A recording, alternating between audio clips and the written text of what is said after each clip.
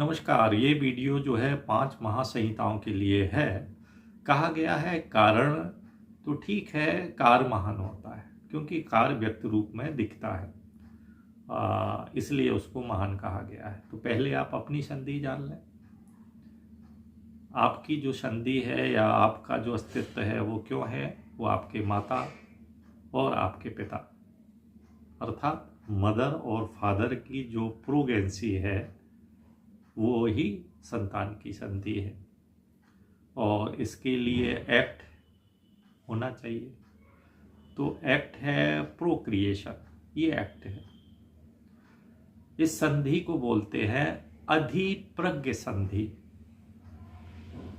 इसमें जो है एक पिता पुरुष रूप में और एक माता स्त्री रूप में, एक पति अपनी भार्या का गमन करता है और जो है फलस्वरूप संतान की प्राप्ति होती है। इसी प्रकार जो अधिलोक नामक जो पहली संधि है उसके लिए जो है पृथ्वी लोक और धूलोक।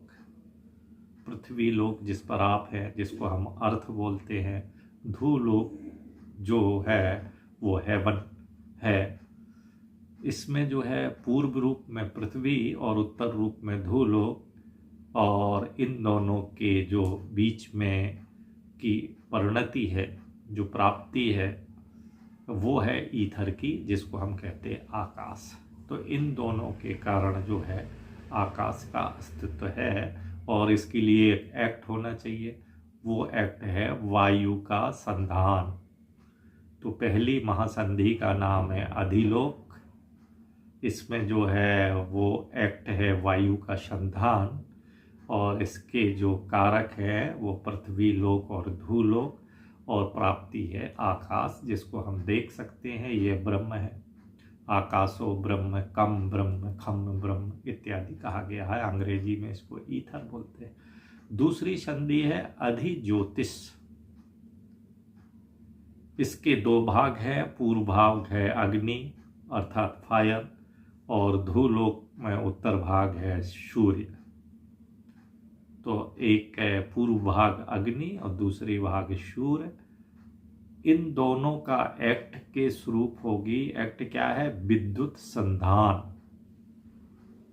यदि हम करेंगे तो हमें जल की प्राप्ति हो जाएगी। तीसरी संधि है अधिविज्ञ संधि, जिसको नॉलेज बोलते हैं।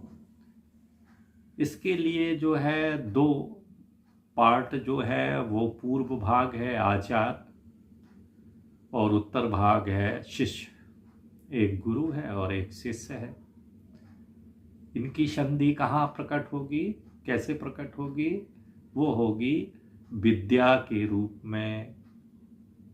आचार्य पूर्व भाग, शिष्य उत्तर भाग, इन दोनों के बीच का जो संधि स्वरूप प्रकटीकरण है वो है विद्या अर्थात मैटर, और डिसिपल, और प्राप्ति है नॉलेज, और एक्ट क्या है?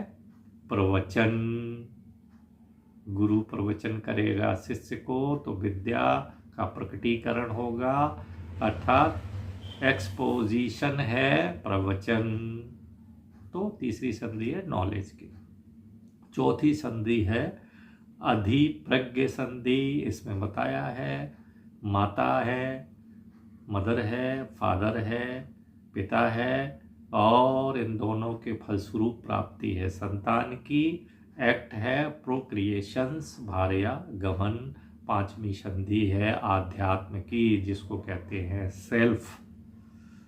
इसमें क्या है? संहिता का प्रथम वर्ण, संहिता का प्रथम वर्ण और संहिता का अंतिम वर्ण। या हल्के में समझ लें, आपके ऊपर का जबड़ा और आपके नीचे का जबड़ा जब ये चलेगा, ऊपर का जबड़ा और नीचे का जबड़ा चलेगा कैसे? इसमें एक्ट करना पड़ेगा। एक्ट कौन करेगा? एक्ट करेगी जिह्वा संधान, और प्राप्ति क्या होगी? वाणी, स्पीच। उससे हमारी स्पीच निकलेगी। तो इन 5 संधियों को आप जानें और इनको जान के लाभ लें। नमस्कार।